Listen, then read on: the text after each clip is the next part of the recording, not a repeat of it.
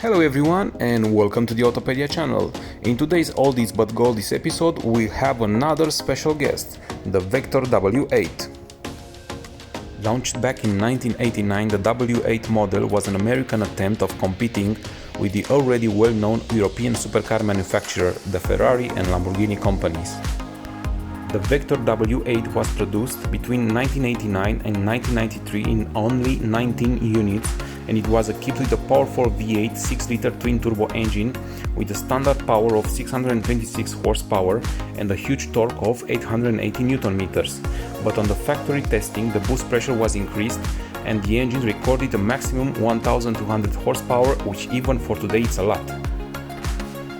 Speaking about the numbers, the W8 was capable of an acceleration from 0 to 60 miles per hour in just 3.9 seconds, and it could reach a maximum speed of 350 km per hour, demonstrating that could stand at the same height with his European competitors.